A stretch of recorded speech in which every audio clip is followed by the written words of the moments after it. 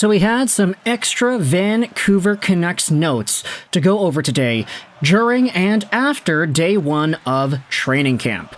I think the biggest piece of news we'll save till the end of the video. It goes over Thatcher Demko and the updates to him. But what I also wanted to talk about was some of the forward lines that the Vancouver Canucks were rolling with throughout their drills.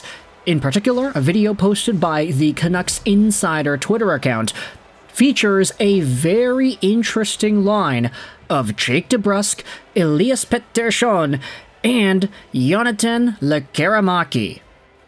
And the video isn't really like the best quality. It's a little bit far away. It's hard to really see what's going on. But essentially in this play, Tyler Myers plays it up to DeBrusk. He comes in over the blue line, centers it over for Lekkerimaki. He throws it up for Elias Pettersson, who comes in on the goaltender and tries to bury it by. It's a short video, it's only 10 seconds long, but apparently the line was pretty good. This is what Dave Hall went out there and said. Rick Tocchet said he was anxious to see Jonathan Lekkerimaki alongside their top brass. And boy, did he fit in with Jake DeBrusk and Pettersson. He finished on 75% of his looks throughout the skate. It's easy now because it's only training camp drills, but he did look good today. And I'm not going to come to any conclusions, and I don't think it'd be wise if you did either. Jonathan Lekkerimaki is not guaranteed to making the Vancouver Canucks in 2024-2025. In fact, I think it's probably better for the peace of the organization for him to stay in the AHL.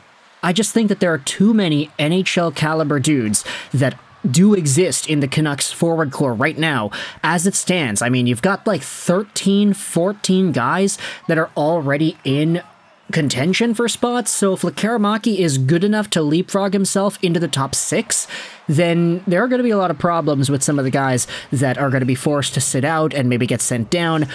Who knows what that's going to look like? Maybe I'm just kind of panicking at the idea that some guys that do deserve to play will not end up playing, if Lekkerimaki is of course good enough to overtake them. But having Lekkerimaki as a sidekick to the DeBrusk and Petey duo does sound like a really interesting experiment. And honestly, if you think about Sprong, the guy who is kind of penciled into playing with DeBrusk and Petey right now, Sprong and Lekkerimaki, I'd say they do have similar strengths, but Sprong has been very noted for not really being known for defense and not playing back-checking hockey all too well. Lekkerimaki, I don't want to say he's like amazing at that, but there isn't that same overall stigma to his defensive capabilities like there is with Sprong. Sprong is like, yeah, he'll get 20 goals, but he won't do anything else, and that's kind of a problem when you consider he might be getting top 6 minutes and playing in very significant matchups. But if it's Lekkerimaki, who knows? I mean, if this guy forces himself to make the team, if he's on the roster to begin the season, he's going to want to do everything he can to keep his spot, right? And that hopefully involves back-checking and being able to play a defensively-minded position, too. Whether or not he's good enough to overtake Sprong and, let's just say, a Connor Garland and Kiefer Sherwood and any of these other guys, that remains to be seen. Of course, this was just from training camp drills. It's not the games. But for now, everything's looking pretty good with Jonathan Lekkerimaki. We like to see that, of course. Let's go over to some news that we don't necessarily like to see, but news that we need to see regardless. Because earlier this morning, Thatcher Demko met with the media in Vancouver. This is what he went out there and said. The key message from him is that he has full confidence that he will get back to 100%, although there is no timeline. He said the recovery from this unique injury hasn't been linear, and he hit a wall during the summer but has made progress the last few weeks. He clarified that it is a muscle injury and could not find another case of a goaltender or a hockey player dealing with it.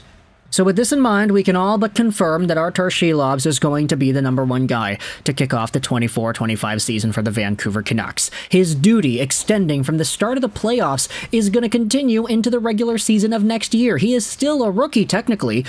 I mean, this is going to be great if Artur Silayev does show well, if he is good enough to be a starting goaltender for the 82-game sample of an NHL season. He's not going to play 82 games, but if he gets like, let's just say he gets 30 or 40. Let's say Demko takes a while to recover, Silayev plays 50. If he's good enough to carry this team into the playoffs, then honestly, there could be some Calder consideration for Artur Silayev. I think it's not impossible here. But I digress. Going back over to Thatcher Demko, this aligns with some of the earlier stuff we had heard from Friedman throughout the course of the summer, that Demko's injury is like a total freak injury that you're not going to see anybody else go through. Even if we're just referring to Thatcher Demko's words himself, this is not something that any other hockey goalie or hockey player, period, has seemed to have suffered from.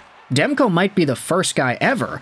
The wording that I think Friedman used was, you could play hockey for 10 years, play hockey professionally for 10 years, and not get this kind of an injury. You could have teams of guys play hockey for 10, 15 years, and you're not going to find this injury. This is a very bizarre and unique injury that you're probably not even going to be able to replicate if you tried.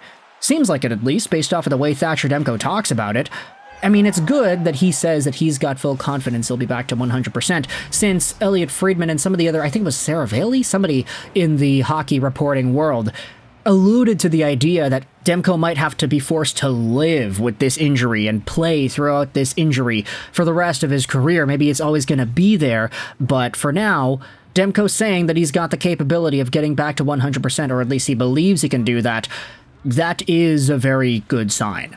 Whether or not it takes like a year or 2 years or a month, 2 months, who really knows?